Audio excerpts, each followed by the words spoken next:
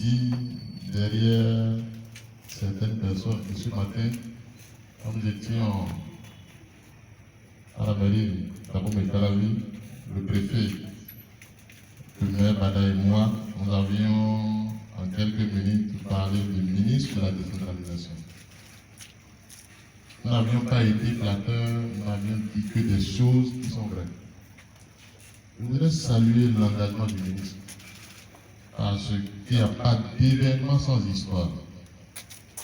Je me rappelle encore les quelques heures que nous avons passées à nous appeler, à nous voir, après que le chef de l'État ait accepté d'accompagner ce projet que nous avons. La disponibilité du ministre n'a pas fait défaut. Je voudrais que les élus ici, nous puissions savoir qu'ils n'auraient peut-être pas été là, que nous ne serons pas là ce matin. Je le dis très honnêtement, il y a des choses qui administrativement peuvent prendre beaucoup de temps.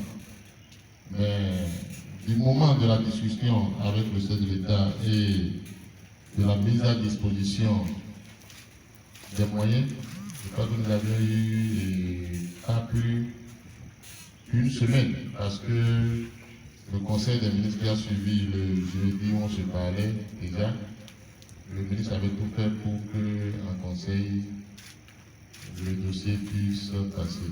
Monsieur le ministre, je voudrais vous dire merci. Je me devais de lancer ce témoignage. C'est ce qui s'est fait, et je vous l'ai souvent répété. La chance que nous avons eue, c'est d'avoir un ministre qui a fait l'expérience d'une commune et qui a parlé des réalités de nos communes. Ça nous facilite vraiment les choses. Merci pour ce que vous faites pour les communes. Sur le député Akokan, président du réseau des parlementaires pour le développement local, Monsieur les membres du bureau national de la ICB, sur le maire de la commune d'Abomey-Calavi, chers collègues maires ici présents, je voudrais saluer la présence du maire de Toubou, du maire de Banté, du premier adjoint au maire de Cotonou, de l'adjoint au maire d'Almeda-Kéra,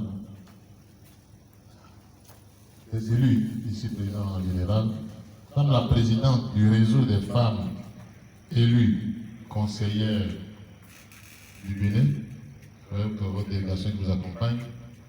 Ah oui, monsieur le maire, j'oubliais de saluer la présence en réalité de notre commissaire au compte, pour me le désigner comme ça. Beaucoup ne le connaissent pas ici, peut-être c'est l'occasion pour lui de se lever pour que vous le voyez. Puisqu'une structure, c'est quand même des personnes qui vous aident à bien gérer. Voilà, le voilà. Un moment pour lui, pour tout ce qui se fait. Merci, monsieur le maire. Mesdames et messieurs, chers invités, c'est un homme comblé et reconnaissant que je m'adresse à vous en cette heureuse occasion de mise en service des bureaux du siège de l'Association nationale des communes du Bénin.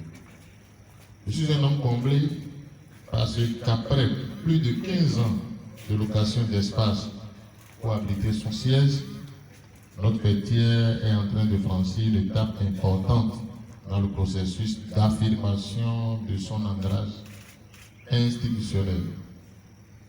Je suis reconnaissant parce que ce rêve n'a pu être concrétisé sans l'accompagnement de nos partenaires, en l'occurrence le gouvernement de la République du Bénin et son chef, le président Patrice Talon, et l'Association internationale des maires francophones. Mesdames, Messieurs, c'est le lieu pour moi de dire toute ma gratitude à l'endroit de ces deux précieux soutiens dont l'engagement aux côtés de la ICB est très bénéfique pour les communes béninoises. Je salue tout particulièrement le chef de l'État et le secrétaire permanent de l'IMF qui ont toujours prêté une oreille attentive aux sollicitations de la ICB au nom de toutes les communes du Bénin. Je vous dis merci.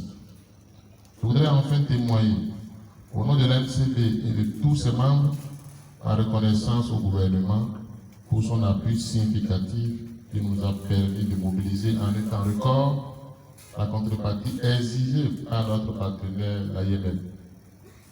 L'appui financier dont nous avons bénéficié pour la construction de notre siège est d'ailleurs une preuve éloquente de l'attachement du chef de l'État au rayonnement de la décentralisation et au développement des communes.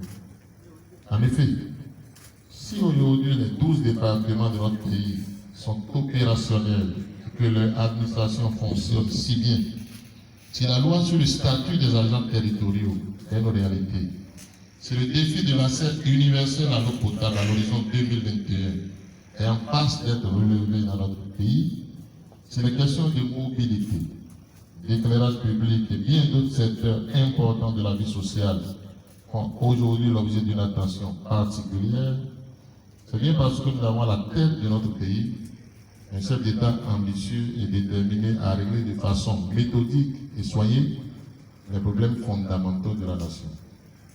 Je profite de l'occasion pour saluer l'engagement personnel du ministre de la Décentralisation et de la Gouvernance locale, de son cabinet et de l'ensemble des membres du gouvernement à nos côtés.